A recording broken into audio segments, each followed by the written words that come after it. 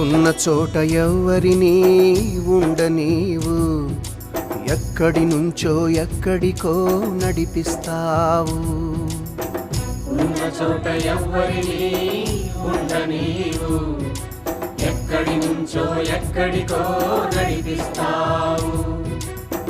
ఎందుకు ఈ పయనం అంటే బదులు పలకవు, ఎందుకు ఈ పయనం అంటే బదులు పలకవు.